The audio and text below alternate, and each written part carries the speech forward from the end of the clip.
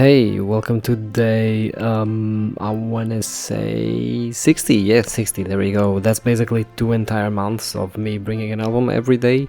And today we actually have not an album, but an EP, because I've been delving quite a bit to EPs lately. But we have High by Meshuggah, which is a band that it's quite well known for inventing an entire genre, I guess. Well, I mean, it's not inventing an entire genre, but you know, they're kind of like the people that are known. They're the band, the go-to band when it comes to gent, right? That's their thing, I guess. And I mean, you can really see that in this EP, actually. Fun fact. But yeah, lately I've been delving a little bit into the EPs of certain bands and whatnot. Although, again, like I just mostly prefer studio albums, but sometimes EPs are like nice to see. You know, EPs sometimes are bands like side projects, right? And that's always really nice to hear, you know. And in this case, this EP is only one song. That's the song, and despite being one song long, it's actually multiple songs within it. Like, the song essentially just has a lot of changes throughout it, has a lot of perspectives throughout it, and in a way, I'm gonna be honest, it does seem to a certain degree just how do I put this? Like, it's basically, it feels like a jumbled mess of thoughts, right? It's like, it's just whatever, throw at the wall, whatever you're thinking at the moment, and that's it. That's the song, right?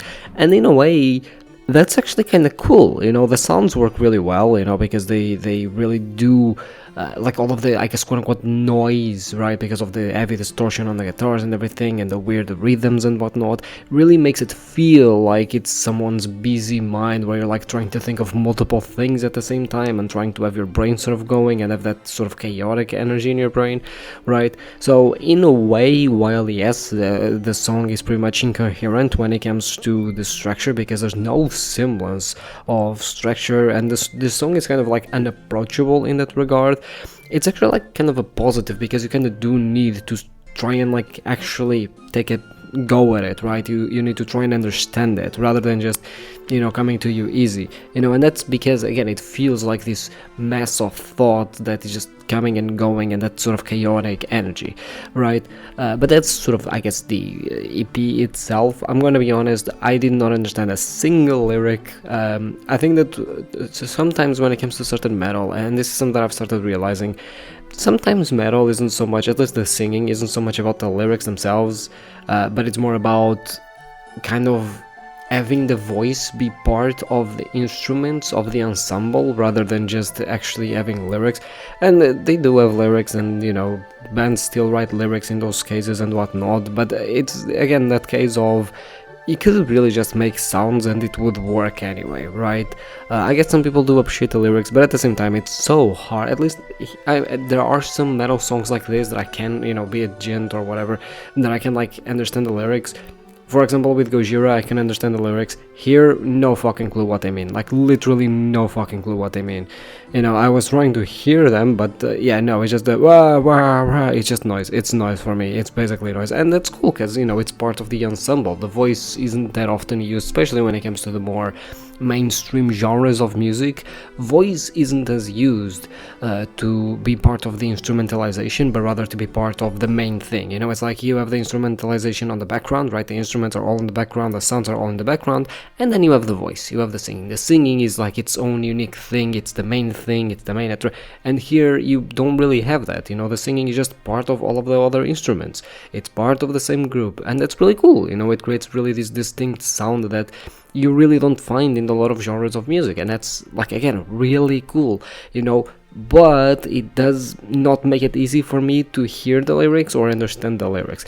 And there are lyrics, and I find it funny that the bands do end up writing the lyrics anyway, as if, you know, people can actually understand them. And look, I don't doubt that sometimes people can, you know, it's also a bit of training and everything. And again, like, some bands, I do understand the lyrics, even if, you know, if you go to a non-metal listener, they're gonna be like, what the fuck are they even singing, right?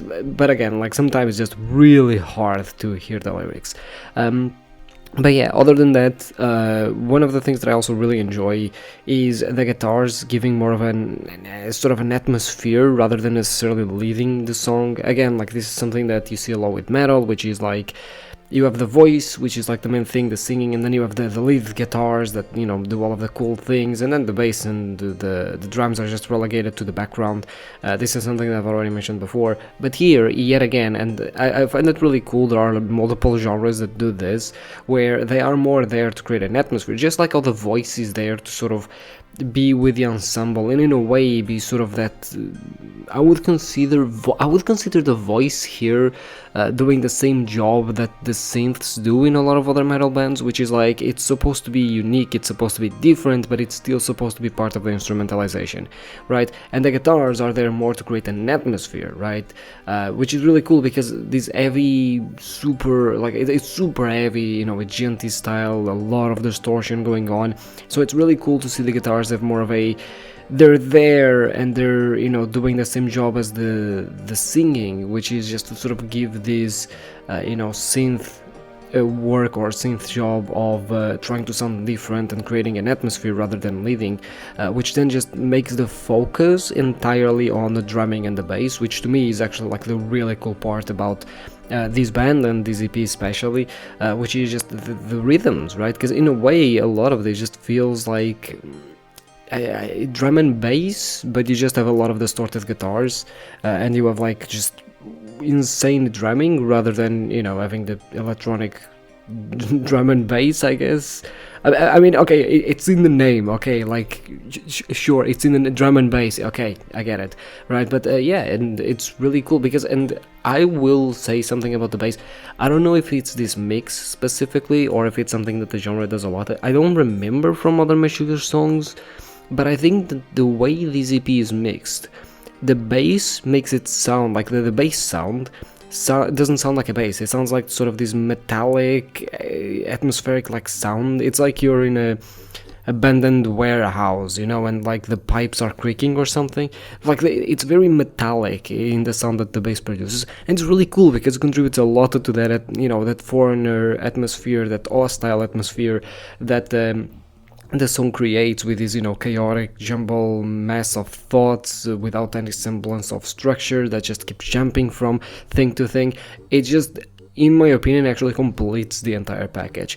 So all in all, I mean, look, I already know Meshuggah. I didn't really know what to expect from this EP from them, primarily because, again, I'm mostly just a studio album knower rather than like EP or other works. But, you know, sometimes, again, I like to go through EPs, and honestly, despite not knowing what to expect from this, I gotta say, I'm happily surprised. You know, is it random? I wouldn't say it's necessarily random. I think that there is some thought put into it, but again, it's more like you work on a song a little bit and then you go home, and then, you know, 2 days later you work on the song again and you add another beat to it, which is different because you're no longer like on the same sort of ad space and whatnot. That's what it felt like to me. So I wouldn't say it's necessarily random. I would say it's more, it feels like it was worked on different days by different people, and that's why it kind of feels like a little bit of a mess. But again, that's good to me. At least I like that because it contributes to that atmosphere, that chaotic, you know, thoughts atmosphere. So yeah, in terms of vibe meter, honestly, I'm vibing with like a strong 8, you know. 8, yeah, I think my vibe meter is telling me 8. So yeah, 8 out of 10, and I'll see you tomorrow.